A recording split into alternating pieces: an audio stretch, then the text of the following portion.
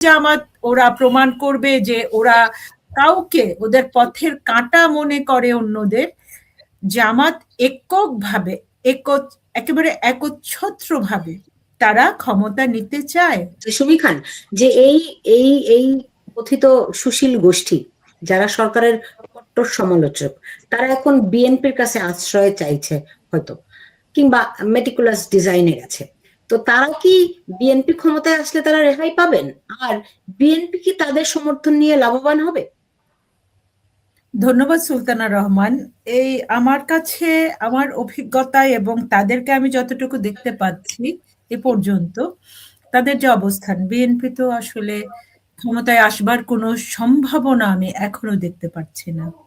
কেননা জামাত যেভাবে, আমি বারবার আপনার শোতে বলেছি আর অনেকগুলো শোতে বলেছি, সবগুলো বিশ্ববিদ্যালয়ে নির্বাচনে জামাতের যে নিরঙ্কুশ আধিপত্য প্রতিষ্ঠা করেছে এবং তারা যে দাবি করছে ৩০০ আসনে তাদের প্রার্থী আছে, সেভাবেই জামাত কিন্তু তারা কোমর বেঁধেই মাঠে নেমেছে, যে কারণে বারবার বিএনপির এদেরকে গুলিবিদ্ধ হয়েছে। আজকে এনসিপির একজন গুলিবিদ্ধ হয়েছে। হ্যাঁ, এই বিষয়গুলোতে আপনি দেখবেন চট্টগ্রামে সাজ্জাদ খান নামে শিবিরের এক সন্ত্রাসী, তাকে কিন্তু কারামুক্ত করা হয়েছে। সে যখন নির্বিচারে প্রকাশ্যে, প্রথম আলোতে রিপোর্টগুলো প্রকাশিত হয়েছিল, গুলি করে চাঁদা চাচ্ছে, চাঁদা দিচ্ছে না, সঙ্গে সঙ্গে সে অস্ত্র হাতে প্রকাশ্যে ঘুরছে, কিন্তু ছোট সাজ্জাদ। আর সেই সাজ্জাদ বাইরে এখন এখন এরকম সাজ্জাদ, দেখুন সাজ্জাদ বলুন বা শিবির ক্যাডার যাদের কথাই বলুন বা খুনি যাদের কথাই বলুন, তারা তো অন্যের পুতুল হয়ে কাজ করছে, অন্যদের নির্দেশের পুতুল হয়ে কাজ করছে, তাদের উপরের স্তরের নেতা যারা তাদের হয়ে কাজ করছে। হ্যাঁ, তো সুতরাং এদেরকে আপনি দেশের সম্পদ হিসাবে তরুণদেরকে ব্যবহার করা দূরের কথা, আমি যেটা বারবার বলি, আজকের এই তরুণরা তো আগেও ছিল, তারা তো এরকম বিধ্বংসী ছিল না। সুতরাং এই যে বিএনপির যাদেরকেই নমিনেশন দিচ্ছে, যারা ইলেকশন ক্যাম্পেইনে বের হচ্ছে, অনেকেই কিন্তু গুলি করা হয়েছে। চট্টগ্রামেও এরশাদুল্লাহ ভীষণ প্রভাবশালী লোক, চট্টগ্রাম চেম্বারের তিনি ডিরেক্টর ছিলেন এবং তিনি যে নমিনেশনটা কনফার্মেশন পেয়ে পরদিন বেরিয়েছেন, সাথে সাথে কিন্তু গুলি করা হলো, 5 জন গুলিবিদ্ধ হলো, একজন মারা গেল, অন্যরাও ভালো নেই, তিনি নিজেও গুলিবিদ্ধ হয়েছেন। এটা এত কিছু প্রকাশ্যে করবার পরও জামাতকে আমি জানি না জামাতের আর কিভাবে জামাত ওরা প্রমাণ করবে যে ওরা কাউকে ওদের পথের কাঁটা মনে করে অন্যদের, জামাত এককভাবে একেবারে একচ্ছত্রভাবে তারা ক্ষমতা নিতে চায় এবং সেটা তারা দেখিয়ে দেবে, এখনো তারা সেটা বোঝাচ্ছে। সুতরাং যতক্ষণ পর্যন্ত, আর ওই যে বলে না যে তারা তো অস্ত্রের ভাষায় কথা বলে, রকেটে কথা বলে, তারা তো জবাই করে কথা বলে, তারা তো আপনার সঙ্গে আলোচনাতেও বসবে না, তারা তো আপনার সঙ্গে সমঝোতাতেও আসবে না। বিএনপি ভেবেছিল 2001 থেকে 5 70টি সংসদীয় আসন এবং 2টি মন্ত্রিত্ব, যে আগে ছিল কৃষিমন্ত্রী, পরে হলো শিল্পমন্ত্রী, 71-এর ঘাতক মনির রহমান নিজামী, এবং সমাজ কল্যাণ মন্ত্রী হলো আপনার মুজাহিদ।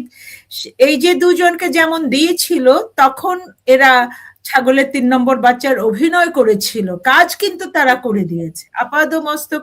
সেই 10 টাকা অস্ত্রের চোরাচালান থেকে শুরু করে শিল্প মন্ত্রণালয়ের যা যা দরকার তারা সেসব মন্ত্রণালয়ে নিয়েছে, এবং সমাজ কল্যাণেও যা যা দরকার জামাত কিন্তু সব করেছে, তৃণমূল পর্যন্ত জামাতিকরণ, সেগুলো কিন্তু 2001 থেকে 5 তারা করে ফেলেছে, যা পরবর্তী 15 বছরে, 16 বছরে বা 18 বছরে, যত বছর পার হয়েছে, এখন যদি 20 বছর ধরুন, আজকে 25-এ এসে, সেই কিন্তু কিচ্ছু বদল হয়নি।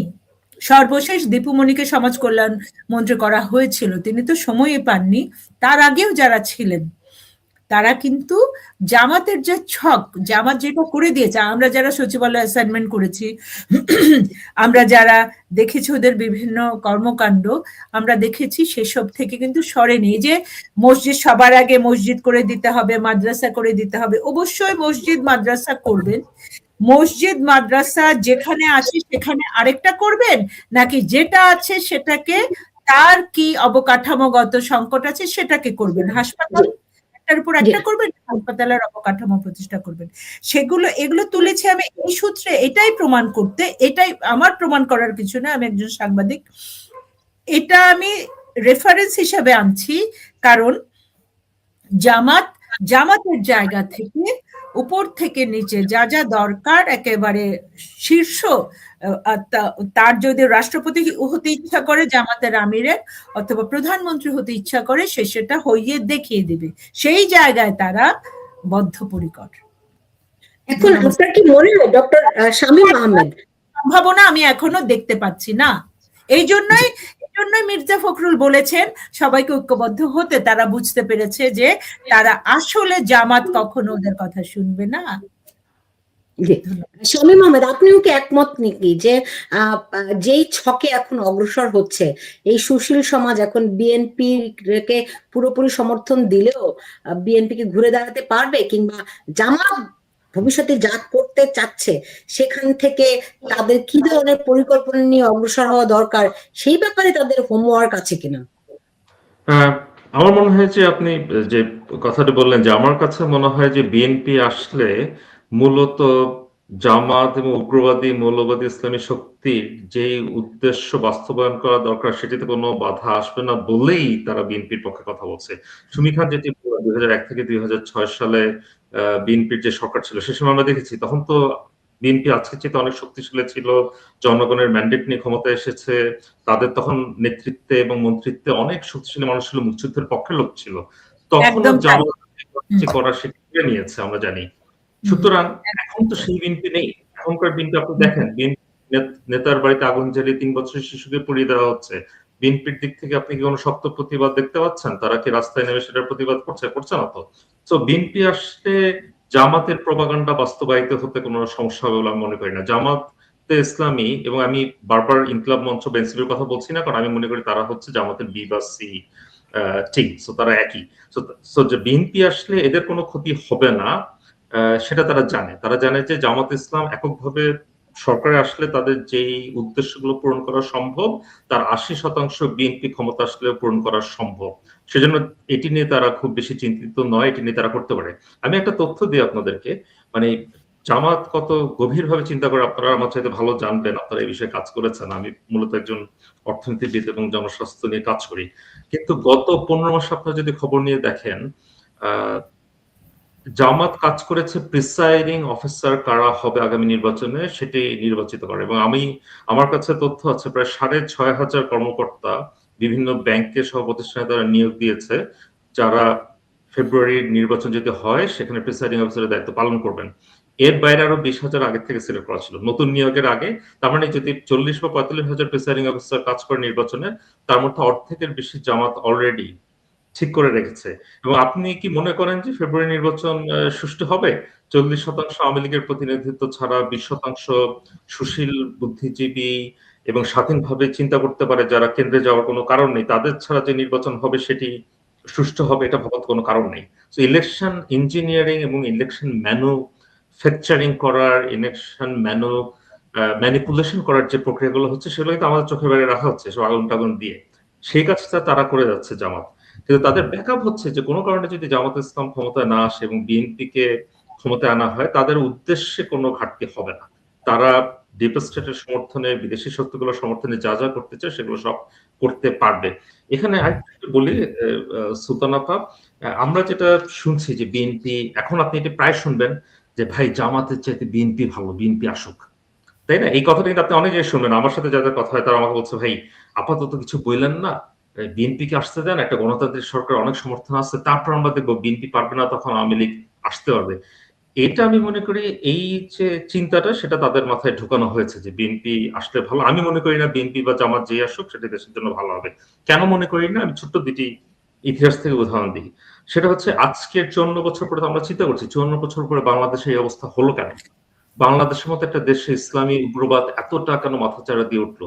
গত 15 বছর ক্ষমতায় ছিল আওয়ামী লীগ, তাহলে এই অবস্থা, এরা তো তাহলে গত 15 বছর বাংলাদেশে ছিল, তারা তো পাকিস্তান থেকে আসে নাই বেশিরভাগ। এই অবস্থাটা হয়েছে তো আসলে 75 সালে জাতির জনক বঙ্গবন্ধু শেখ মুজিবুর রহমানকে হত্যা করার পরে। দুঃখজনক হলো আমাকে বলতে হচ্ছে, জিয়া রহমান মুক্তিযোদ্ধা ছিলেন, কিন্তু তিনি তো সেই হত্যাকারীদেরকে প্রতিষ্ঠিত করেছেন, জামাত ইসলামকে মানুষের রাজনীতি করতে দিয়েছেন, এবং সেই ধারাবাহিকতা বজায় ছিল দীর্ঘদিন ধরে।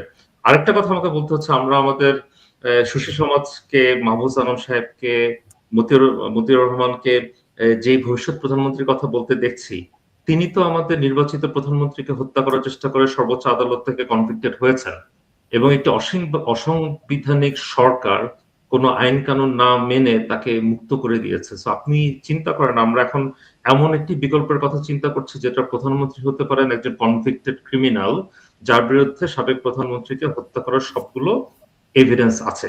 সুতরাং আমি প্রথমত মনে করছি যে এটি একটি কোয়াসি এক্সপেরিমেন্ট, যে কোনো কারণে যদি জামাত ইসলামী না আসে, বিএনপি আসলে যাতে তাদের পারপাস গুলো সার্ভ হয়। সো আমি মনে করি না গুণগত মানে খুব বেশি পার্থক্য হবে জামাত বা বিএনপি যেই আসুক। এটার মূল উদ্দেশ্য হচ্ছে মানুষের মুক্তিযুদ্ধকে আঘাত করা, মানুষকে একটি উগ্র মৌলবাদী রাষ্ট্রে পরিণত করা। এবং দ্বিতীয় জিনিসটা হচ্ছে, আবার সে আমি নোয়াম চমস্কির বইটাতে যাব, আমাদের মুখ থেকে আওয়ামী লীগকে সরিয়ে দেওয়ার একটা চেষ্টা, যে আমরা ক্রমাগত কথা বলবো বিএনপি ভালো না, জামাত ভালো, এনসিপি ভালো না, ইনকিলাবাদ মঞ্চ ভালো, যাতে মনে হয় যে বাংলাদেশে মুক্তিযুদ্ধের পক্ষের শক্তি আওয়ামী লীগ ছাড়াও রাজনীতি করা সম্ভব, দেশ পরিচালনা করা সম্ভব। এটা সম্ভব না, এই কথাটি আমাদের বারবার মনে করতে হবে। জি জি, সুমিকা, আমি শেষ করব। এই যে সরকারপন্থী সুশীলরা তারা এখন যেভাবে করে ঢালাও সমর্থন দিচ্ছেন, এর মধ্য দিয়ে আপনি অবশ্যই বলছেন আপনি নির্বাচন হওয়ার কোনো চান্স আপনি দেখছেন না, কিন্তু এই যে একতরফা, ধরেন কথার কথা, একতরফা একটি যেন তেন নির্বাচন হয়ে যদি যায়ও, তাও কি বাংলাদেশের সমস্যার সমাধান হবে? সুলতানা, আপনিও সাংবাদিকতা করেছেন, আমিও সাংবাদিকতা করেছি। আমরা সাংবাদিকরা যতটুকু জানি, নির্বাচন কভার করেছি, তিনটি জাতীয় নির্বাচন আমি সরাসরি কভার করেছি। আমি জানি যে আপনার চারটি, হ্যাঁ, আমি জানি যে নির্বাচন তখনই আপনার বৈধতা পায় যখন জনগণের অংশগ্রহণ থাকে।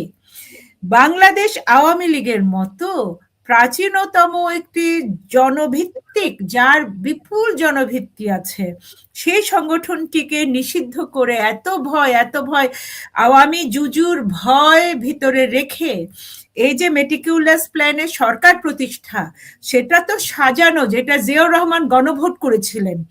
হ্যাঁ, গণভোট করে তিনি সেই যে আর্মি একজন সেনা প্রধান থেকে একেবারে রাষ্ট্রপতির পদ দখল করে নেয়া, সেই যে মেটিকুলাস প্ল্যান বাংলাদেশের সংবিধানে, একটি অসাম্প্রদায়িক সংবিধানের মধ্যে বিসমিল্লাহ বসিয়ে দিয়ে যথার্থই ডক্টর শামীম বললেন যে গোলাম আজমকে তার পাকিস্তানি পাসপোর্টের বৈধতা দিয়ে তাকে বাংলাদেশে এনে তাকে জামাত ইসলামকে পুনর্বাসন করেছে, যেখানে জাতির জনক বঙ্গবন্ধু শেখ মুজিবুর রহমান জামাতকে নিষিদ্ধ করেছিলেন, ধর্মভিত্তিক রাজনীতি নিষিদ্ধ করেছিলেন, যে ধর্ম পবিত্র বিশ্বাস, ধর্ম কখনো ব্যবসা বাণিজ্যের নয়।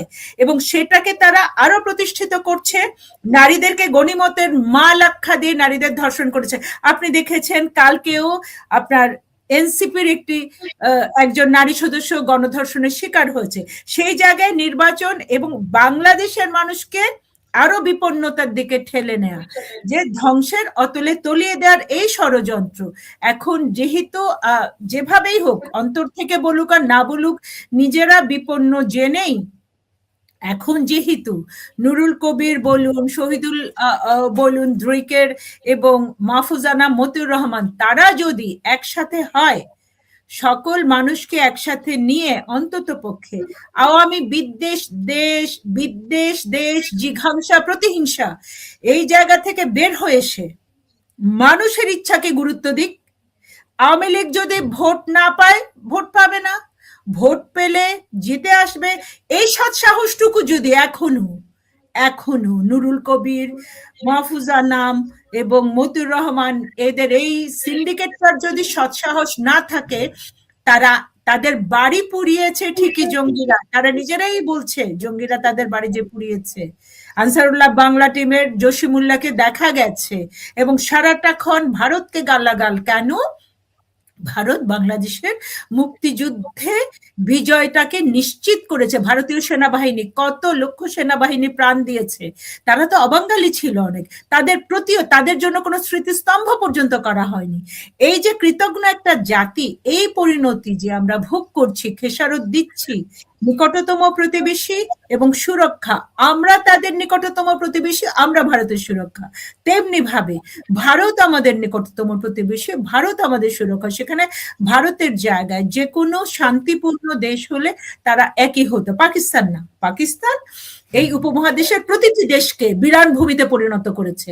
তালেবান প্রতিষ্ঠা থেকে শুরু করে একটি ধ্বংসপ্রাপ্ত দেশ, যে দেশ তাদের নিজেদের প্রতিটি রাষ্ট্রপতিকে জেলখানায় ঢুকিয়েছে। সুতরাং আমি আজকে বলবো, পাকিস্তানের সেনা প্রধান, নৌ প্রধান, বিমান বাহিনীর প্রধানকে বাংলাদেশে রেখে যদি তারা মনে করে থাকে যে বাংলাদেশকে একটি গণতান্ত্রিক দেশ, হ্যান দেশ, তেন দেশ, গণমাধ্যমের স্বাধীনতা, এই সে বহু কিছু তো ওরা প্রতিষ্ঠিত করতে বলেছিল, কিছুই নেই। আমরা আজকে সত্য ভাষণে যদি, সৎ হৃদয়ে যদি, বিবেকের সাথে যদি সত্যি কথা স্বীকার না করি, একেবারে প্রতিটি পরিবার, এই যে আজকে প্রথম আলো ডেইলি স্টার যেভাবে পড়িয়েছে, বাংলাদেশ বিরান ভূমি করে দেবে, সিরিয়া আফগানিস্তানের মতো। এবং জাতিসংঘের চিরকুট নিয়ে নিয়ে ঘুরতে হবে। পাসপোর্টের মান ইতিমধ্যে অনেক নিচে, বাংলাদেশের মানুষকে পাসপোর্ট বিহীন একটা ভাসমান জাতি, পুরোপুরি উদ্বাস্তু জাতিতে পরিণত করার সেই পুরনো ষড়যন্ত্র সেই সাপদেরা, সেই শকুনেরা আজকে বাস্তবায়ন করছে। সেখান থেকে বেরিয়ে আসতে হবে। মগজ যেন কাজ করে, পচা মগজের অধীনে অন্তত পক্ষে রাজনীতি হয় না, রাজনীতি হতে হবে সুরাজনীতি, একটি দূরদর্শী রাজনীতি। সেই রাজনীতি আজকে বিএনপির বোধোদয় হচ্ছে। সালাউদ্দিন আহমেদ কিছুদিন আগে বলেছেন, আজকে মির্জা ফখরুল বুঝতে পারছেন, তাদেরকে একটি শক্তিশালী রাজনৈতিক দল হিসেবে প্রতিষ্ঠিত হতে হলে অবশ্যই আওয়ামী লীগকে, জনমতকে এবং বাম রাজনীতিকে শুদ্ধ হয়ে, পরিশুদ্ধ হয়ে ভালো রাজনীতির দিকে আসতে হবে।